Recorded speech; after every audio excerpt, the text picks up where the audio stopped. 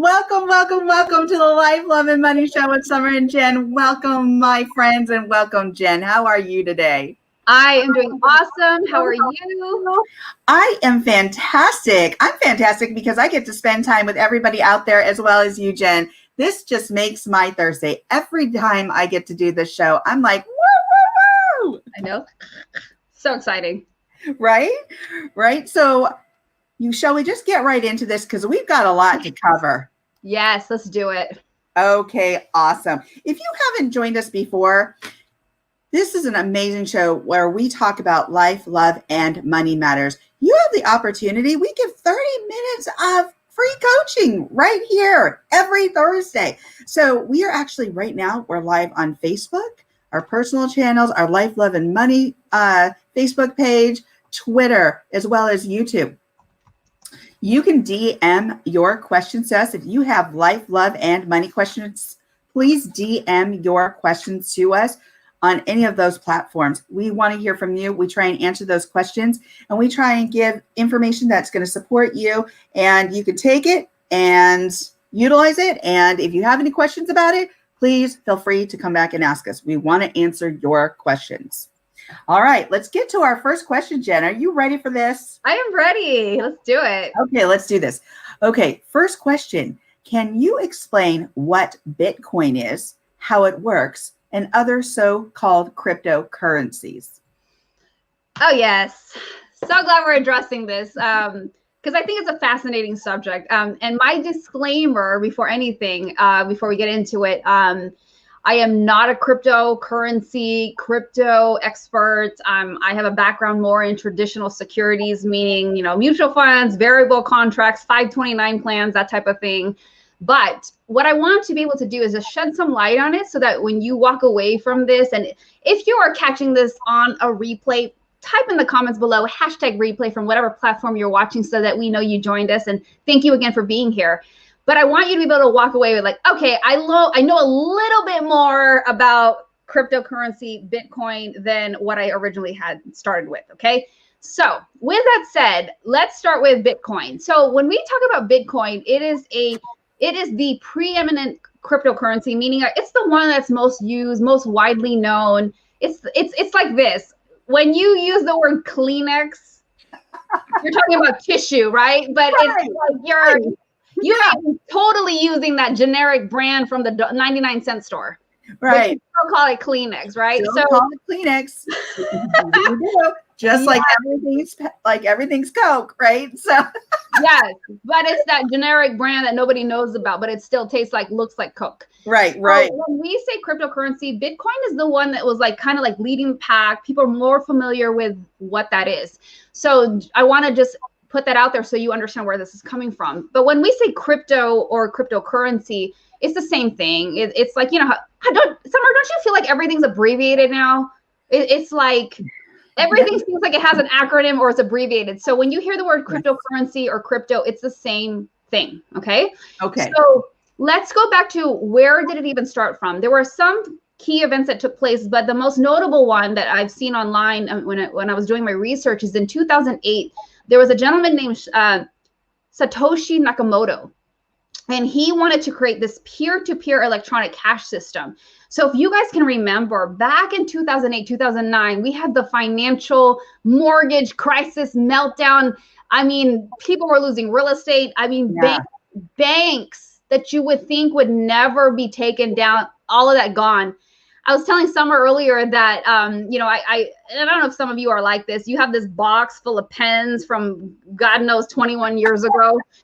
And I'm telling you, some of the pens in there have logos of banks that don't even exist anymore. That's so sad because 2008 was really just a tough time for people. The economy was tanking, things are happening, people were losing their homes. Wow, it was tough.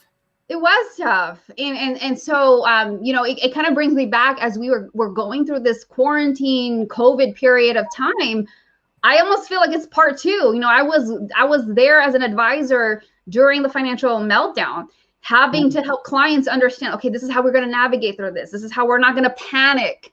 And I'm still going to say the same advice. I've been through market disasters, then I need you to all stay calm, because Right. you cannot make good sound decisions when you're panicky. So during that time, what happens, he puts the system in place because he's like, wait a minute, how can we create a peer-to-peer system? How can we decentralize it? And when we talk about being decentralized, that means we are not regulated or governed by a bank, by a national government, by a credit card company. How can we do this? Like, we'll create our own system. So that's kind of the basis of where it started and how it started. So crypto is short for cryptocurrency, and basically it's not like paper money. Okay. And so we're used to paper money, but this is a virtual currency. It's not like I can have physical paper or coins. And so the basis is that we're using a decentralized technology. Again, that's meaning that there's no bank that's governing it. It's independent of a financial institution, a credit card company, entity, no government. It's not regulated by a government. Okay. So let me ask you really quickly. Yes. Okay, because this is all great information. Where's the oversight then? Yes. So the oversight is by the people that are involved in this huge network. And so we'll get to that. I'll kind of hold each other accountable. Yeah, because if there's no government, like, well, then who the heck is watching all this? Who's governing it, right? Yeah. So what happened was there was a technology that they developed. They wanted to make sure there were secure payments. And how do we store money without the need for private individuals or groups' names going through a bank? Because remember, they got rid of all that. That's the meaning of decentralized. Okay. Right. So this is why it's considered an alternative currency. It's not going through the same channels of what we're used to with our American dollars or US dollars. Okay. Mm-hmm. And so, and then to realize digital cash, they need a network to keep track of all these accounts, the account balances, the transactions. So they have this thing called a digital wallet. Okay. So it's actually very, very fascinating the way that, like, wow, this actually is a legitimate thing. And you can't help but feel like, yeah, wow, this is like the Matrix. Like they invented this thing. And it's and for some of you that you're leery about it, like, no, it's legitimate. It really is. They thought about this all out. It's more of like, have you done your research? Do you understand what you're getting involved with?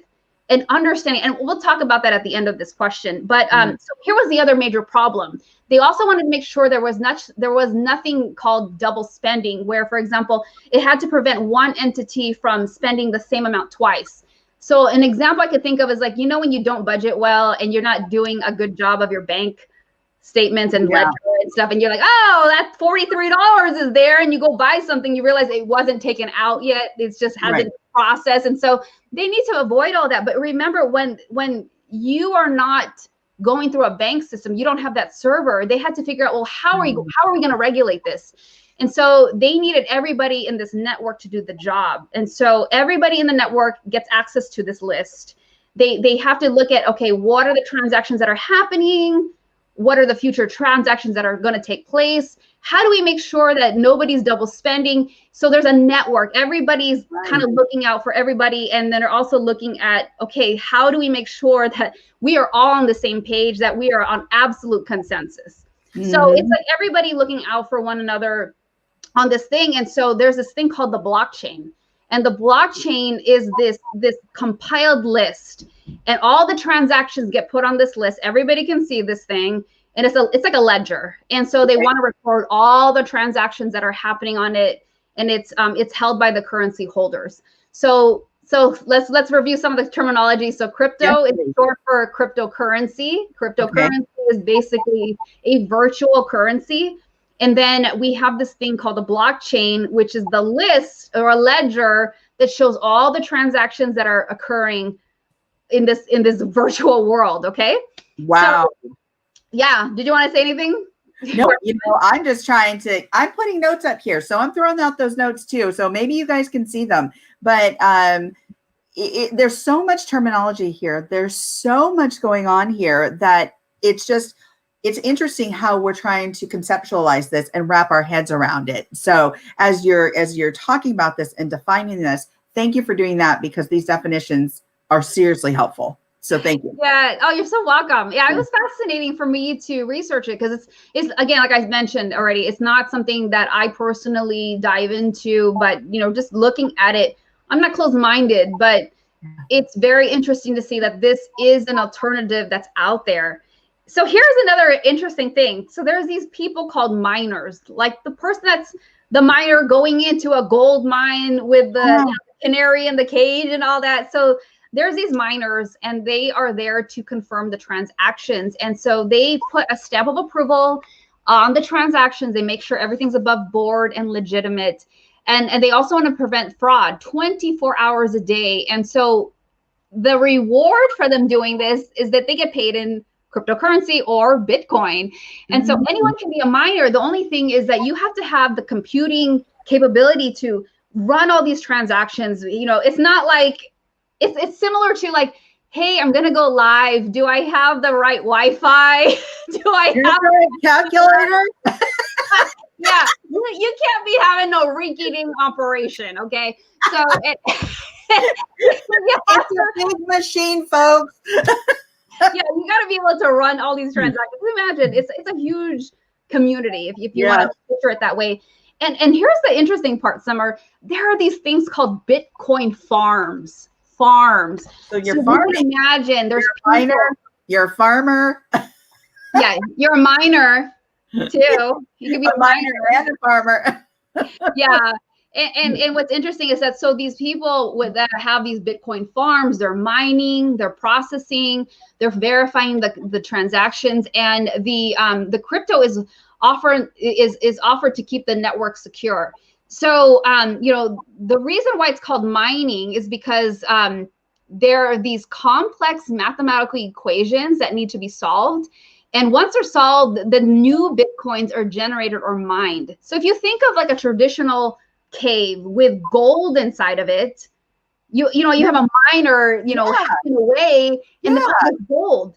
So that's why they come up with that name, because here's the interesting part too. Another one, there's only a finite amount of Bitcoin.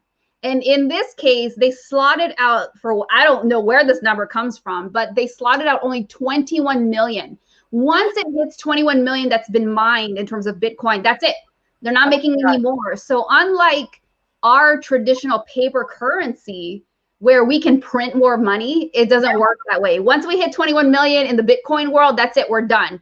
So and that's so interesting, that number, like why that number, you know, it's just so interesting and complex. This is going to take some research. So I'm going to let you go on because there's so much to say about this. Yeah, absolutely. And so, you know, there's that finite amount, and I don't know where they came up with that money, that number, but when you think of the basic economic theories of supply and demand, you think about it, there's only a certain amount. And you remember when we had the gold, not the one of 1814, but or 1840, whatever year it was. But when I talk about gold rush, do you remember that time when people were selling their gold to make money? Yes. Yeah. That was such a big, like, I don't know if you call it phase or something. I remember, I'm going to share a quick story. So I didn't have gold. I had some. I traded in my platinum wedding ring. And I got money from it during that time. I made some money. And then I took that money and I put it into CJ's investments. Oh my gosh. Woo-hoo!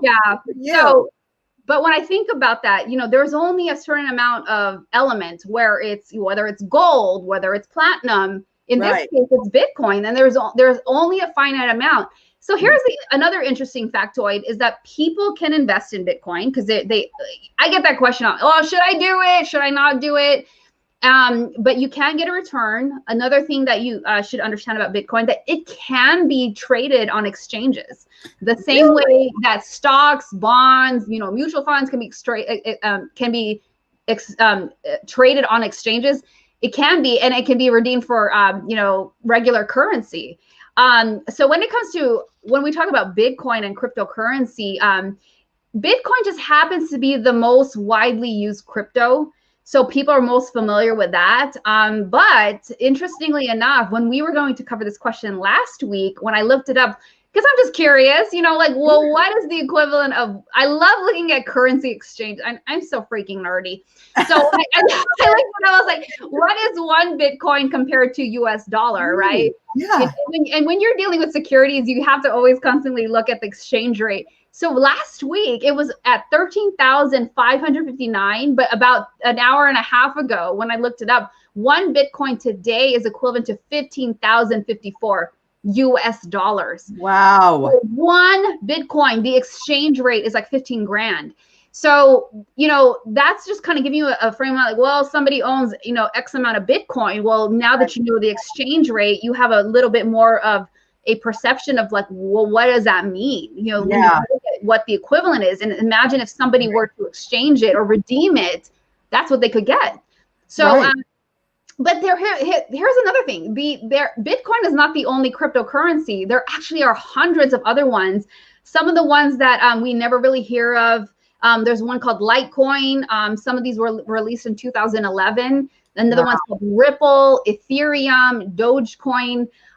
For example, Dogecoin, I looked it up. The US dollar equivalent is not even a penny. So, it's just like currency, but it's digital currency.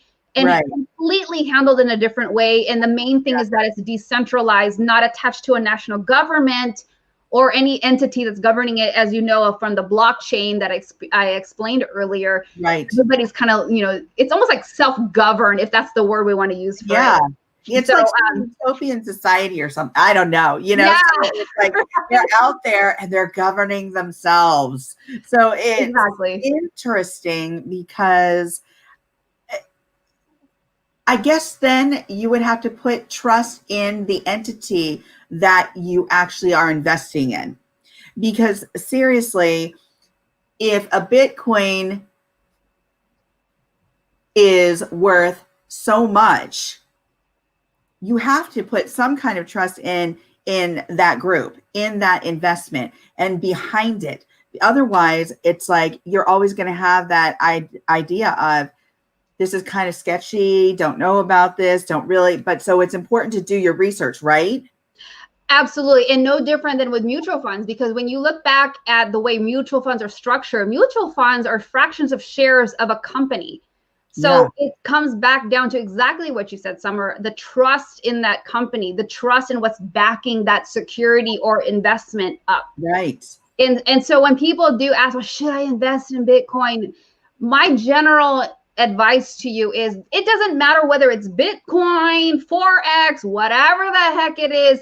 You've got to do your due diligence. You got to know what it takes to get involved and what it takes to get out, and what are your risks, what is your tolerance of it, and if you were to, for God forbid, you lose everything, can you handle that? But I think too often we're hearing things like, well, my brother, sister's dog's neighbor said I should do XYZ, and I'm like, did you do the research? And so with that, do your due diligence, get involved with some forums, some groups. There's a lot of Facebook groups out there. Another place that I would suggest that you look into is Quora, Quora.com, and find out information and advice from somebody who's actually traded it, somebody who's actually done it. And that way you can make it a fair assessment from sound judgment, whether or not you should do it. Because too often, so many people I've seen over the last 15 years, they go into things blindly, and it kills me, because I'm like, I'm not making faces when I'm in front of them. You're like, well, you don't know what you did. You didn't really do the research. And I'm like, and then usually what ends up happening, we're in this mess, and they're trying to figure out like, yeah, I shouldn't have done it. And so I want to urge you, if it doesn't matter what it is, whatever that you're interested in. I'm not saying everything's a bad idea, but you have to know what you're getting involved with. Right. And again, disclaimer here, these are tips and strategies. And the best strategy is always do your own research. Always, do your own research and do what works for you. Everybody's situation is different. Everybody's perception about something can be different. So make sure you go back and you do your research and decide what works best for you. Everybody's situation is different. So you have anything else to say regarding wrapping that up? Because that was such an education. Seriously, that terminology, the definition of Bitcoin and wrapping your head around that may take some time. So, and doing your research may take some time. So before you jump, maybe check out the guidance that Jen gave today. If you didn't have the chance and you caught the tail end of this, go to YouTube, go to the Life, Love and Money YouTube page with Sam and Jen, and make sure you watch that replay, #replay, and share that with folks. So shall we move on to our next question? Yes, let's go. Let's go. So thank you, Jen, because thank you for offering such great advice. That was amazing. Amazing. Passing the baton. Woo, okay. And that gave me so much to think about. So I was really like, what's she saying? Oh my gosh. Let's get, it was making the wheels turn. Okay. So thanks for exercising the brain and the muscle. All right. So second question today is, I've been with my boyfriend for 7 years and I want more sex, more than once a week.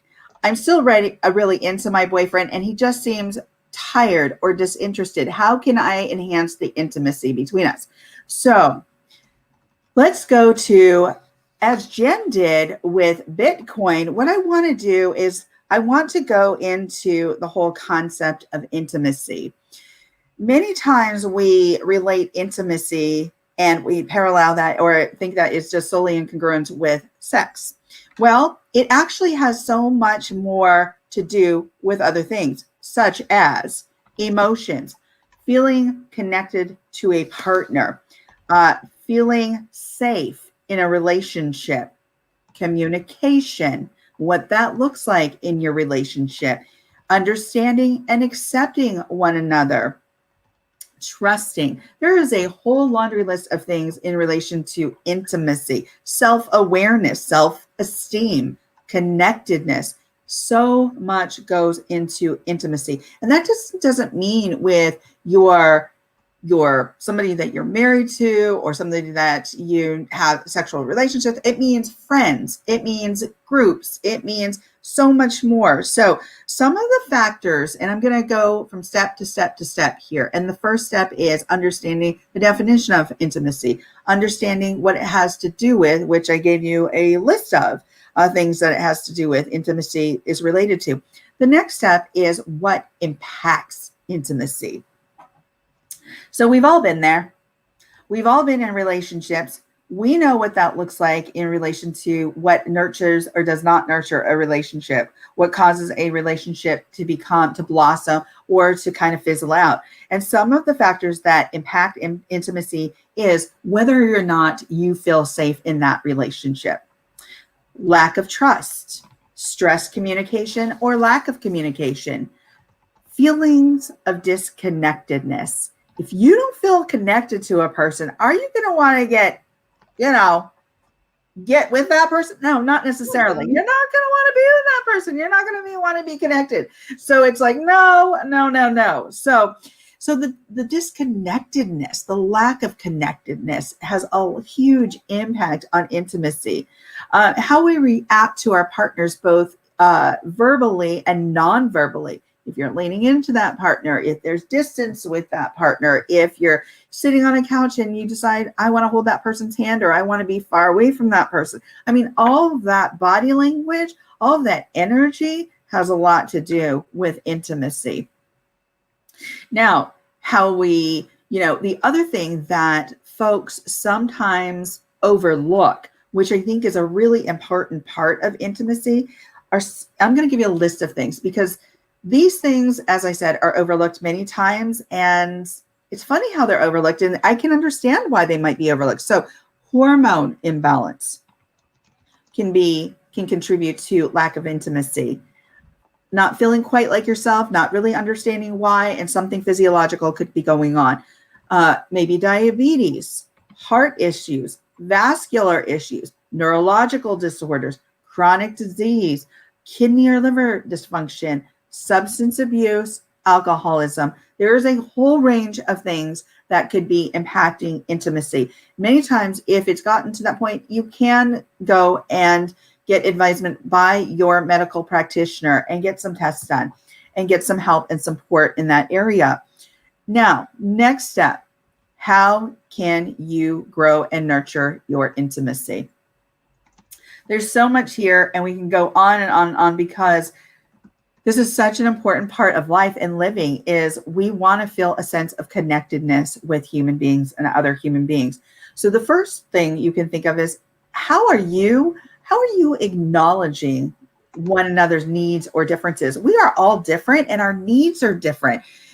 You may say to your partner, have you ever done this, Jen?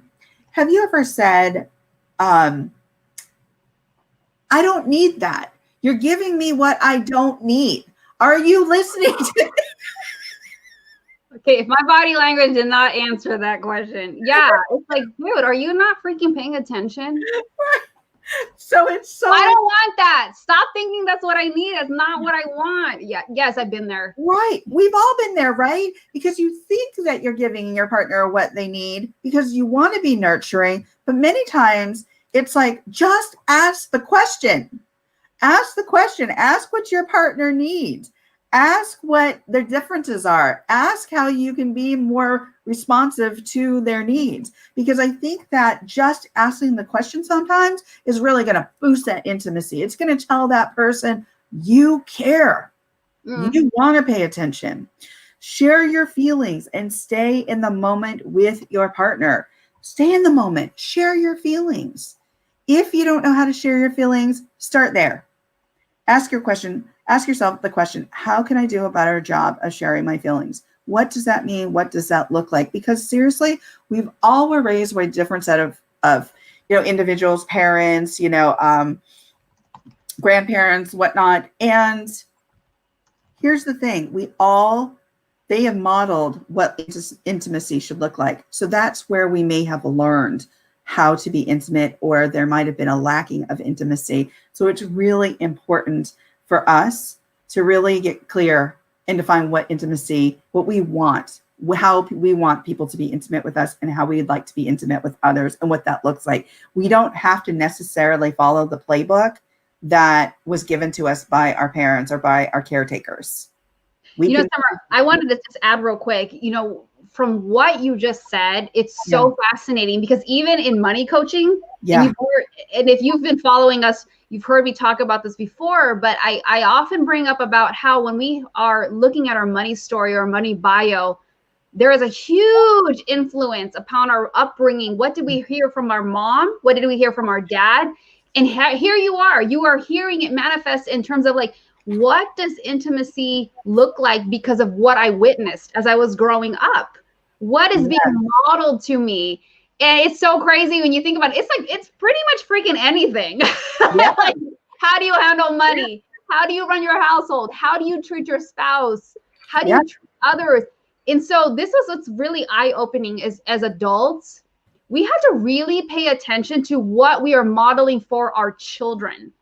Because think about it. Like, I mean, when I really step back, I'm like, oh my gosh, am I screwing my kid up? Like, I'm very mindful of the words I'm saying. Am I talking about things from a limited mindset, a scarcity mindset? Right. And so what Summer is saying, it's like, you have to even think about what are we showing our kids, what intimacy is defined as, or what that looks like.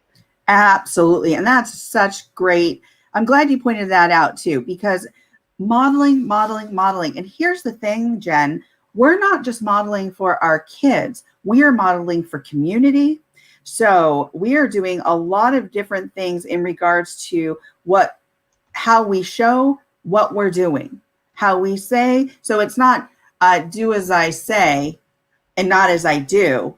It's I do, and that's what I'm showing the world, right? So, and I like what somebody recently just said. It's not about, the golden rule is treat people as you'd like to be treated. No, it's about the platinum rule. And the platinum rule is treat people like they want to be treated. I love that you brought that up. I love that. I remember when I heard that several years ago, I'm like, what a different spin on that. Right. And what's ironic is that the golden rule is in the Bible. Yeah. And I'm a believer, but it's like when you look at the platinum rule, it's like, yeah, why am I going to treat somebody else based on my perspective? Right. I need to put on the lens of how they want to be treated and how they are looking at the world, and I need to adjust my behavior accordingly. So I'm so glad that you brought up the platinum rule. Yeah, and here's the thing, and I'm going to tap back into that because it goes back to what I originally said. Acknowledge one another's needs and differences. Ask them. Because once you ask them, then you have a better idea of knowing what their needs are. Not what your needs are and how you want to, be treated, but what their needs are and how they want to be treated. And that is so important. So here's something else. Don't feed into what media says or what you're seeing on a TV or in a romantic show. As much as we all love those, some of us love them more than others, as much as we love those programs, it's not necessarily reality. That's not necessarily that, as you said before, Jen, it's scripted. Oh my God. Completely scripted. The Bachelor, The Bachelorette, all those freaking tropical destinations. That is so not okay. Let me real quick. My mom is so into those reality shows, and I'm just like, oh my gosh, it's such not real life. So is my mom. I don't know. If I'm around her and she's watching it, I'm just like rolling my eyes, like, oh my God, that is so not real life. I love my mom, and I know you're going to be watching this, Mom, but seriously, she loves those reality shows. She loves Kim Kardashian, the Kardashians. Okay. I love you, Mom. So remember, though, don't feed into that. Don't compare your relationship to those reality shows, to what you're seeing in movies, because it's going to break down that relationship. It's not realistic. Don't compare yourself with other people. Somebody might say to you, like a girlfriend, oh my gosh, you know what? I have sex like every day. And you're like, oh, wow, honey. Then you go home and go, honey, guess what? They have sex every day. That's not really going to help. That's not going to help. So what I want you to do is really define your own relationship, what that means to you, what that looks like. And just be really honest, be authentic with each other, open those lines of communication, be aware of each other's reactions, show some intimacy, go out and literally reach out to your partner and touch their hand. You know, if you're sitting next to them, give them a hand massage, a arm massage, you know, a head massage. If they're laying next to you, you know, do something that's going to grow that intimacy, that relationship, and nurture that relationship, and give each other time and space to grow. Give each other that space. Give each other that time to be intimate. And know that you can always, always, always, if you're having some issues that go beyond, you know, some of these suggestions or the help that you've gotten thus far, you can always seek help. So there it is. I know there's a lot there. There's so much more. We could talk about intimacy for a long time because there's so many aspects of it. I mean, we can go into so many different variables, but that covers it. We're at our time again. We're over time. So we can do the nugget of the day. We can do yes. Our nugget of the day. All right. Let me play the real quick video. Real quick. Okay. Yes.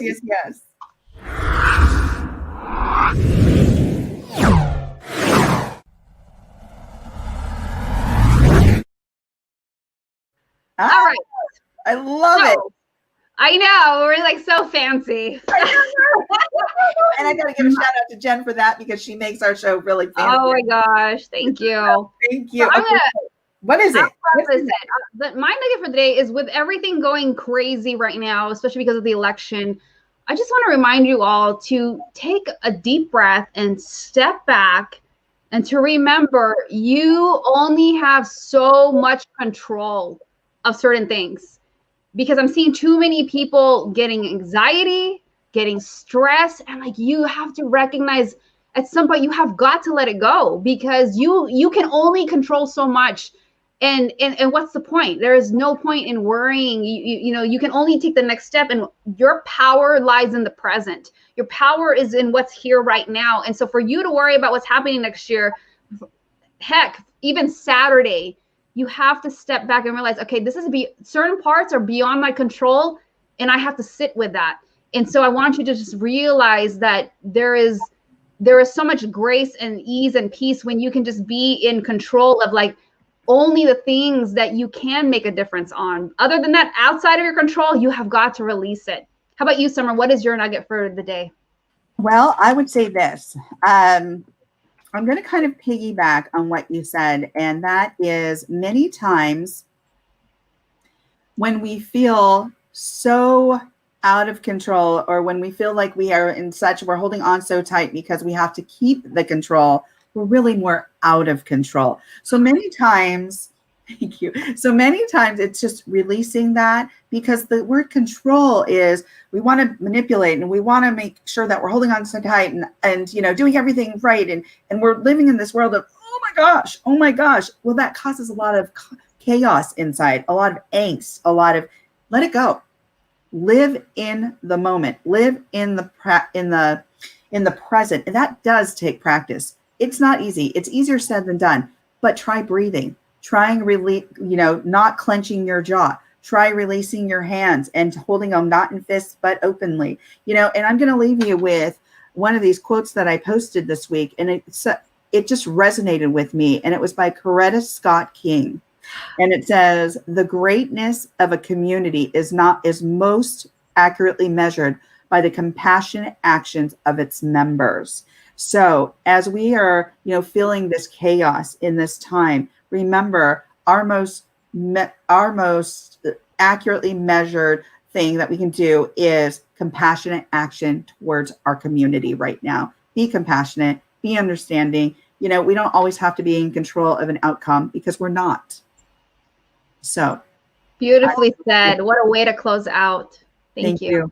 Thank you, everyone, for joining us on the Life, Love, and Money Show with Summer and Jen. We so appreciate you for joining us and being here with us every Thursday. So we're here on Facebook, our personal channels, our Facebook Live, Love, and Money channel with Summer and Jen, as well as YouTube, as well as Twitter. So there's many places where you can join us. But thank you again for joining us today for Life, Love, and Money with Summer and Jen. Ciao. Thank you for watching the Life, Love, and Money Show with Summer and Jen. Dr. Summer Watson is the owner of the production and coaching company Core Women, LLC, is a doctor of psychology, has a depth of experience working in both for-profit and nonprofit in human services and mental health, is a professional coach, seminar host, documentary film producer, and an author.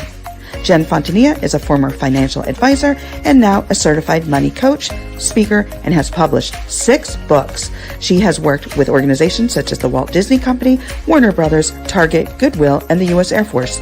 She loves working with women and helps them master their money and mindset to empower them to build the ultimate life without worrying about money. Join Summer and Jen every week as they go live on the Life, Love, and Money Show on Instagram, Facebook, Twitter, YouTube, and LinkedIn.